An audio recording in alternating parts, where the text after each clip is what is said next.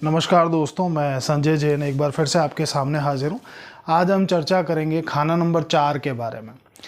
खाना नंबर 4 का जो मालिक ग्रह है वो चंद्रमा को माना गया और पक्का घर जो है वो भी चंद्रमा का है ना।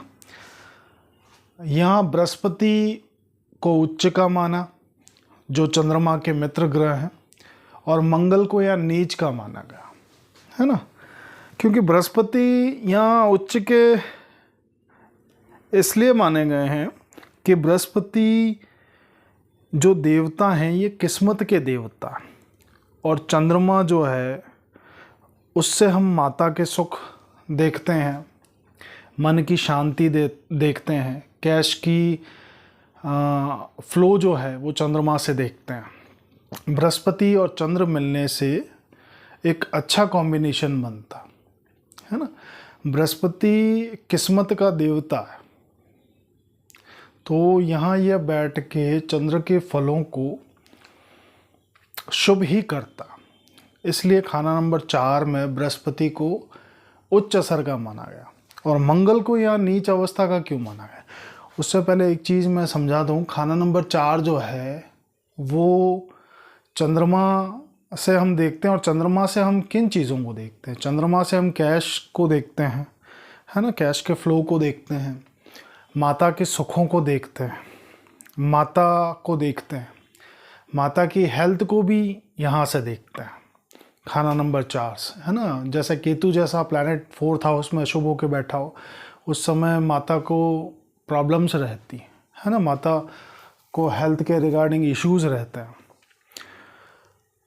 इसके अलावा मंगल को यहाँ नीच अवस्था का माना। मंगल चाहे चंद्रमा का दोस्त है ना, मित्र ग्रह ज़रूर है मंगल चंद्रमा का, लेकिन मंगल क्या है? मंगल एक आग है ना। मंगल की भी 2 तासीर है, मंगल नेक की तासीर है और मंगल बद की तासीर है ना। मंगल नेक की आग कौन सी होती है? मंगल नेक की आग वो होती है जिसके थ्रू खुशियाँ पनपती है। खुशियाँ पनपने का अर्थ है कि हम जब चूल्हा जलाते हैं है ना, चूल्हे पे भोजन हमारा पकता है, तो उसे हम मंगल नेक की आग के तौर पे कंसीडर करते हैं। मंगल नेक का जो आग को फितरत के तौर पे भी समझने की कोशिश करते हैं कि मंगल नेक की जो फितरत है, यानी जो आग है, आग का मतलब ये होता है कि मंगल नेक तासीर वाला इंसान क्या है कि पहली जो चीज़ें होती हैं, जो विपरीत चीज़ें होती हैं, उनको बहुत सोच विचार कर सुलझी हुई अवस्था में सुलझाने की कोशिश करता है ना। सोच विचार करके वो किसी भी निर्णय पे पहुंचता है। ये मंगल 9 की खासियत। विनम्रता को अपनाना ये मंगल नेक की खासियत है। मंगल बद्ध की क्या खासियत है? मंगल बद्ध जो है ना, जिस तरह चिता की आग होती है वो हम मंगल बद्ध में लेते हैं। उदासी का जो माहौल होता है ना, वो हम मंगल बद्ध में लेते हैं। मंगल नेक जो है वो खुशियाँ हैं। अब खाना नंबर 4 में मंगल को नीच अवस्था का क्यों माना गया? खाना नंबर 4 अब चंद्रमा का घर है, मंगल आग है और चंद्र पानी है ना। तो यहाँ पे मंगल की जो आग है वो चंद्र के पानी को नष्ट करती है ना। चंद्र के पानी को, चंद्र से मैंने चीज़ें बता दी कि ये चीज़ें रिप्रेजेंट करते हैं हम। और मंगल की जब अग्नि खाना नंबर 4 में होगी, जो चंद्र से जुड़ी हुई चीज़ों को खराब करती, इसीलिए खाना नंबर 4 में मंगल को बद्ध रूप में माना गया। उसी तरह जैसे खाना नंबर 8 में भी मंगल को बद्ध स्वरूप में माना, शनि का घर है ना, और 8वां स्थान जो है, 8वां खाना नंबर 8 जो है वो मृत्यु का भाव भी है। तो इस तरह से खाना नंबर 8 में भी मंगल को बद्ध रूप में माना गया, क्योंकि शनि जो हैं खाना नंबर 8 के, शनि और मंगल बद्ध दोनों का घर है खाना नंबर 8, और दोनों ही जो प्लैनेट्स हैं वो शून्यता के प्रतीक है खाना नंबर 8 में है ना, उदासी के प्रतीक है, क्योंकि इस दुनिया से लोक लगाव नहीं रह जाता। जब खाना नंबर 8 में इनका जुड़ाव होता है, या खाना नंबर 8 में इनका इम्पैक्ट रहता है, तो जिस तरह मंगल बुध उदासी का कारक है, उसी तरह मंगल बुध और शनि को खाना नंबर 8 में उदासी का कारक के तौर पे हम लेते हैं।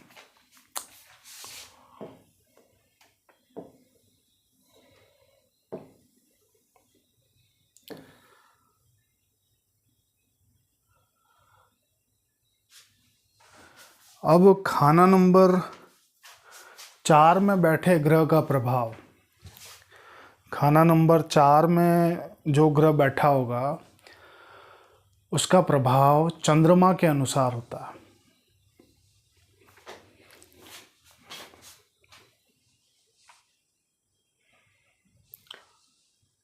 परंतु उस घर का प्रभाव जो है, अब जैसे खाना नंबर 4 में कोई भी ग्रह बैठा होगा उसका जो प्रभाव है वो चंद्रमा के अनुसार होगा, परंतु उस ग्रह का प्रभाव उस घर में जाएगा जहाँ शनि बैठे होंगे। चौथे में कोई भी ग्रह बैठा हो, है ना, वो तासीर चंद्र की लेके चलता है। तासीर का मतलब वो उसी फितरत का होगा जैसा उस टेवे में चंद्रमा बैठा हुआ। चंद्रमा अगर शुभ बैठा है तो खाना नंबर 4 में बैठा ग्रह भी शुभ होगा, और चंद्रमा अशुभ बैठा है तो खाना नंबर 4 में बैठा ग्रह भी अशुभ होगा। परंतु उस ग्रह का प्रभाव उस घर में जाता है जहाँ शनि बैठे। अब कुंडली में शनि जहाँ भी बैठे हों, फर्ज करें कि खाना नंबर 4 में शुक्र बैठा है ना, तो अब वो अपना जो इम्पैक्ट है, अपना असर जो है वहाँ ले जाता है जहाँ शनि बैठे हुए।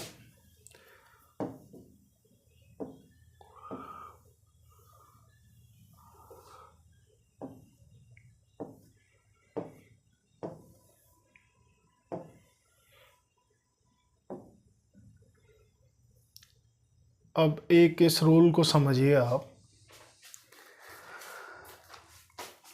चंद्रमा केंद्र से बाहर हो।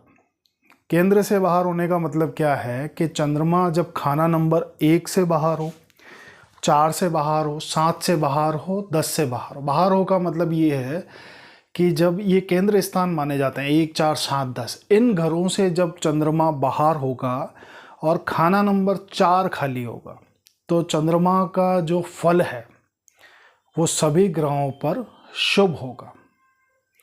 इस नियम को समझने की कोशिश करिए कि केंद्र से बाहर चंद्रमा बैठा और खाना नंबर 4 भी खाली हो तो चंद्रमा का जो फल है सभी ग्रहों पर वो शुभ असर का रहेगा और स्वयं के फल भी अच्छे हो जाते हैं, है ना। ये बहुत महत्वपूर्ण नियम है, इसे हमेशा याद रखिए। अगर खाना नंबर 4 को फलित करना है, भले ही अब चंद्रमा बाहर है, चाहे वो कहीं भी बैठा हो, कहीं भी का मतलब ये है कि चाहे वो खराब होके बैठा है या नीच अवस्था में भी बैठा हो ना, तब भी खाना नंबर 4 के फल जो हैं वो शुभ असर के होंगे।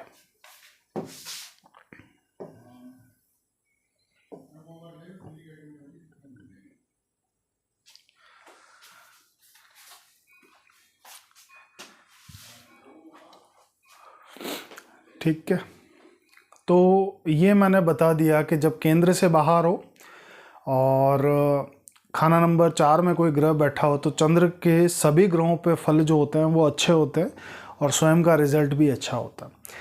अब एक कंडीशन समझिए कि जब खाना नंबर 4 खाली ना हो, खाना नंबर 4 में कोई ग्रह बैठा हो, ग्रह कोई भी बैठा हो सकता है, दोस्त हो, दुश्मन हो, उससे कोई फर्क नहीं पड़ता, और चंद्रमा केंद्र से बाहर हो, खाना नंबर 1 से, खाना नंबर 4 से, खाना नंबर 7 से और खाना नंबर 10 से बाहर हो, तो उस समय अगर खराब भी है चंद्रमा, है ना, जैसे कालपुरुष राशि, कालपुरुष कुंडली के अकॉर्डिंग चंद्रमा खाना नंबर 8 में वृषि चक्र राशि में बैठा हो, है ना, चंद्रमा खाना नंबर 8 में वृषि चक्र जहाँ इसे नीच माना गया, तब भी ये अमूमन खराब असर नहीं करेगा, है ना।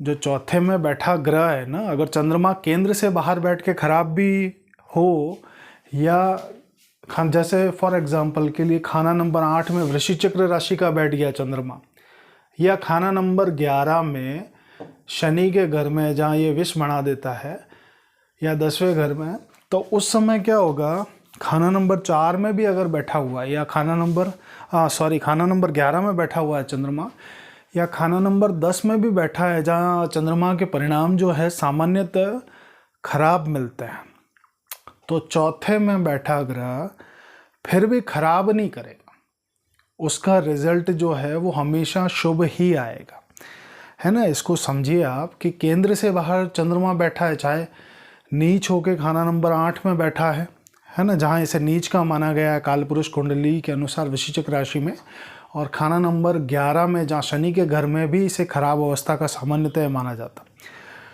फिर भी चौथे में जो चंद्र के घर में बैठा है ना, उस ग्रह का जो परिणाम है वो शुभ परिणाम आएगा, वो कभी अशुभ फल नहीं देगा, है ना। तो एक रिजल्ट ये चीज है। अब एक नई चीज, एक अगला सूत्र समझिए आप कि भाव नंबर 4 में कोई भी ग्रह बैठा हो ना, वो रात को बलि माने जाता है। बलि माने का अर्थ ये है कि उनके परिणाम जो है रात के समय अगर उनसे संबंधित कार्य किया जाए, है ना, तो वो अच्छा परिणाम देते हैं। रात को बलि मतलब ये है, बलि माने जाते हैं, उसका अर्थ ये है कि रात को जागते हैं। चौथे में बैठे ग्रह जो है रात को जागते हैं का मतलब ये है कि उसका जो रिजल्ट है वो रात के समय में अगर उससे संबंधित काम किए जाएं तो अच्छे फल प्राप्त होते हैं। तो चौथे में बैठे ग्रह का एक ये महत्वपूर्ण नियम है।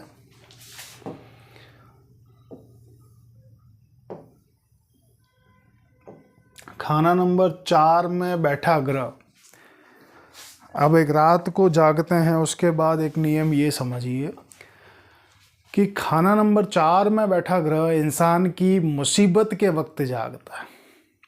मुसीबत यानी जब कोई भी ग्रह ऐसी समय चल रहा हो जब कोई ग्रह इंसान की मदद नहीं करता है, तो चौथे घर में बैठा ग्रह तारता है मतलब मुसीबत से बाहर निकलने में मदद करता है।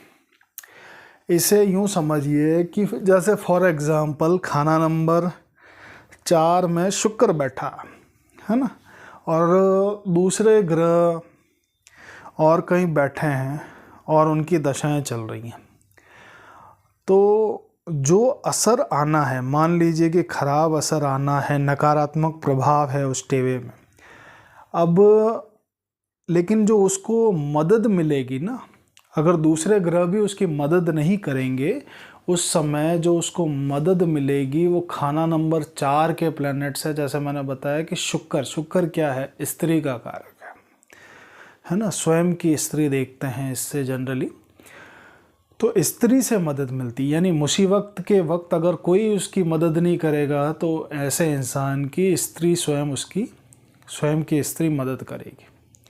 ये एक एग्जाम्पल के तौर पे मैंने आपको बताया। तो चौथे का ग्रह जो है बुढ़ापे में अच्छा रिजल्ट करता है ना। अगर चौथे में बैठा ग्रह अगर शुभ हो जाए तो बुढ़ापा जो है उम्दा निकलता है।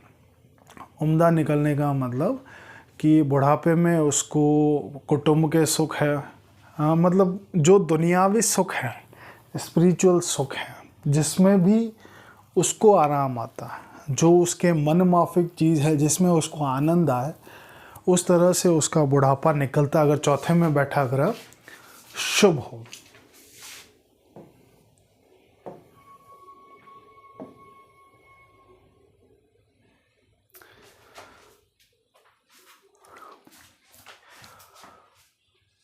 अब जैसे मैंने शुरुआत में आपको क्लियर कर दिया था कि खाना नंबर 4 जो है चंद्रमा से देखा जाता है। अब चंद्रमा को लाल किताब क्या है, माँ मानती है। अब यहाँ अगर राहु केतु पाप ग्रह बैठे हो ना, राहु केतु जो है वो पाप ग्रह की श्रेणी में लेते हैं, और शनि राहु केतु को पापी ग्रहों की श्रेणी में लेते हैं। तो अगर यहाँ पे राहु बैठ जाए चौथे में, या चौथे में केतु बैठ जाए, है ना, तो उस समय क्या करते हैं कि ये माँ की गोद में चुप रहने की कसम ले लेते हैं, यानी पाप न करने का वचन दे देते हैं, है ना। अच्छा करें ये कोई शर्त नहीं है कि अच्छा करेंगे, ये कोई गारंटी नहीं है इसकी, लेकिन यहाँ चुप रहते हैं। लेकिन देखो कई बार क्या होता है, राहु केतु क्या है आज के समय में, हमें इन ग्रहों की आज के इस युग में बहुत ज़रूरत भी है ना, क्योंकि इस आधुनिक युग में जो चकाचौंध है वो इन्हीं ग्रहों के मार्फत ज़्यादा है। तो अगर ये चुप रह जाए, है ना, चौथे में बैठ के अगर चुप रह रहे हैं, तो कई दफ़ा क्या होता है कि लाभ की बजाय नुकसान हो जाया करता है। तो इस वजह से अब राहु केतु अगर यहाँ बैठे हैं तो धर्मी कुंडली मानी जाती है ना। खाना नंबर 4 में चंद्र के घर में बैठ जाएं तब भी धर्मी कुंडली मानी जाती है। धर्मी कुंडली का कॉन्सेप्ट और मैं बताऊंगा, लेकिन एक जनरल चीज़ मैंने बता दी कि खाना नंबर 4 में राहु हो या केतु हो, या चंद्रमा जो है राहु केतु के साथ कुंडली में कहीं भी बैठा हो तब भी धर्मी कुंडली बना देते हैं। शनि 11 में हो या बृहस्पति शनि के साथ हो तब भी धर्मी टेवा बन जाता है। तो धर्मी टेवा में क्या होता है कि जो पाप होता है ना, उसको अपना जो रिजल्ट है वो धार्मिक स्वभाव में वो कन्वर्ट कर देता है। अगर अशुभ है तो अपना परिणाम समट के चुप हो जाता है, लेकिन अगर शुभ भी है ना तो कई दफ़ा वो अपना असर देने से वंचित रह जाता है या असर को समेट लेता है। तो इसलिए कई बार क्या होता है, इनके चुप रहने से लाभ के बजाय हानि होने की संभावना रहती है।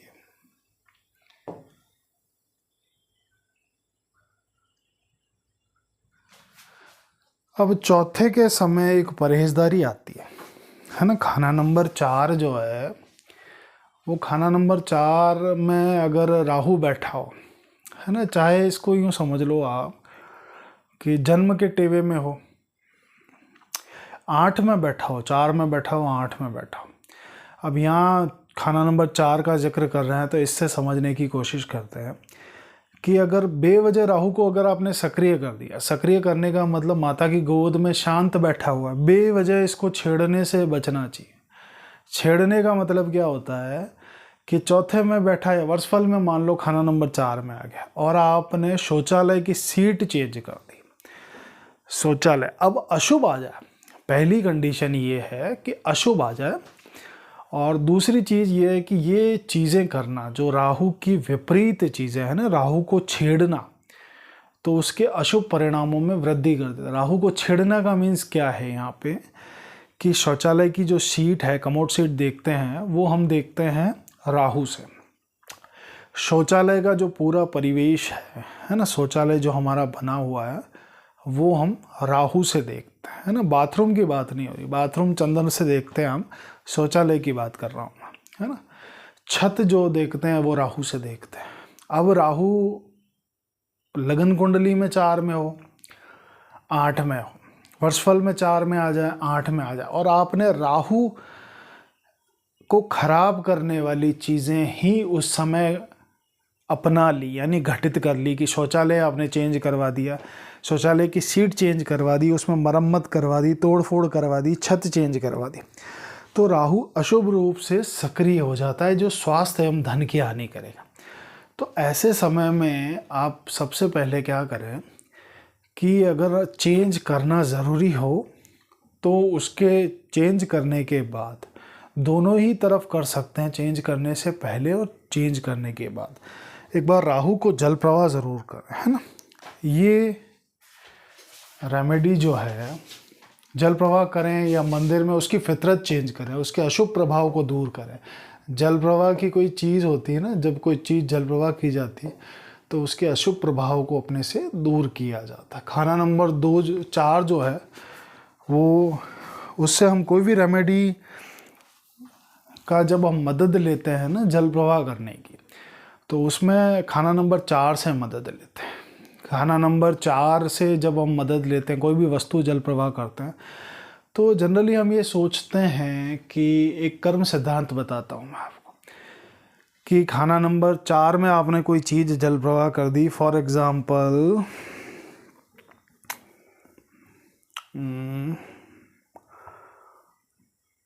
शनि 8 के समय में अशुभ आए हुए हैं, तो आपने 8 किलो काली उड़द जल प्रवाह कर दी है ना, देखते हुए कि चौथे में उसका दुश्मन बैठा ना हो, और आपने जल प्रवाह कर दिया। अशुभ आए तब की बात करना हो, नहीं तो क्या पैरों में दिक्कत आने की संभावना रहती है। अगर लगन टेवे में है या वर्षफल में आया हुआ है तो उस समय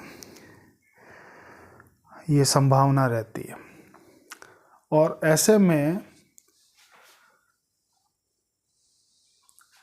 अगर आप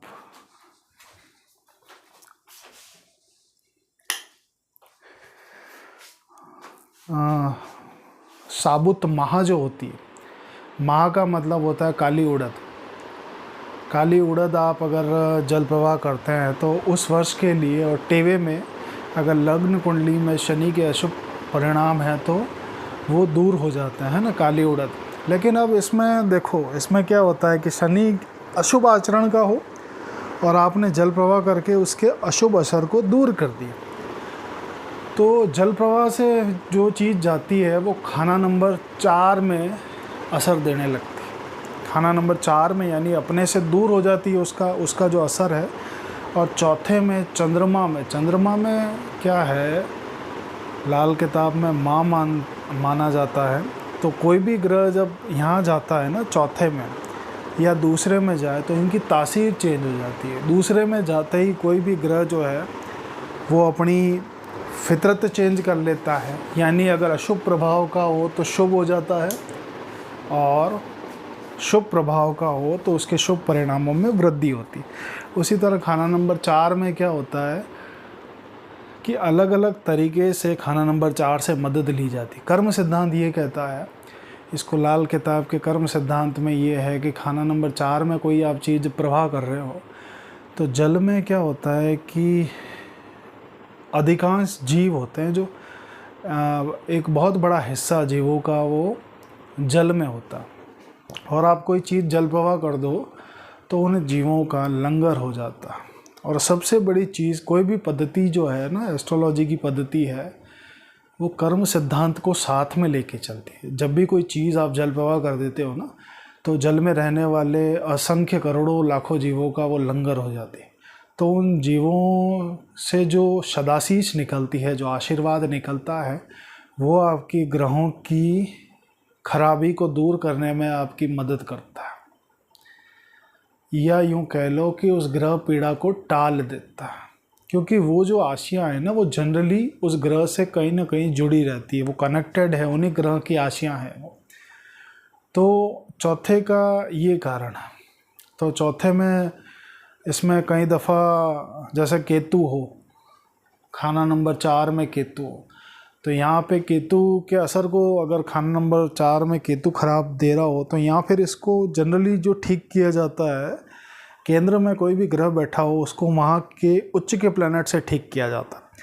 जैसे केतु 4 में हो तो यहाँ चौथे में उच्च का प्लैनेट कौन सा है, बृहस्पति, तो बृहस्पति से यहाँ ठीक किया जाता है ना। तो ये चीज़ है। अब ये एक चीज़ समझिए कि राहु केतु 4 में बैठे हों और बुध शनि कुंडली में कहीं भी बैठ जाएं तो शुभ परिणाम ही देंगे, है ना। ये स्नैपशॉट्स हैं कि खाना नंबर 4 में राहु बैठ गया, केतु बैठ गया, तो बुध शनि टेवे में कहीं भी हों शुभ परिणाम। लेकिन सिर्फ एक नियम है, इसे सिर्फ साथ में लेके और भी सारी चीज़ें देखनी पड़ती हैं, इसको साथ में लेके चल सकते हैं। लेकिन अमूमन फलादेश इस तरह से देखा जा सकता है।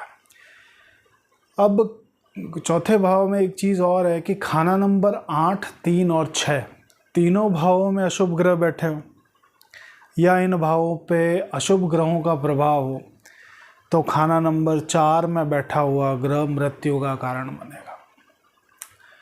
जैसे खाना नंबर 8 जो है मृत्यु का घर है, अकस्मात विपदाओं का, दुर्घटनाओं का, अकस्मात घटनाओं का घर है ना।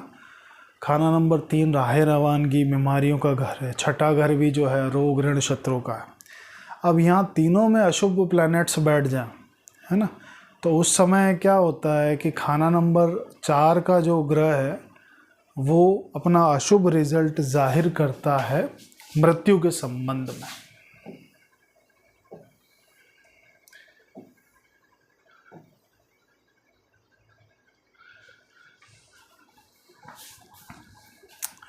अब चौथा भाव एक शायद अंत नियम है, इसे समझ लीजिए कि कुंडली में जो भी ग्रह खाना नंबर 4 में बैठा हो और वो ग्रह वर्षफल कुंडली में भाव नंबर 1 में आएगा, उस वर्ष के लिए राहु के फल खराब हो जाएंगे।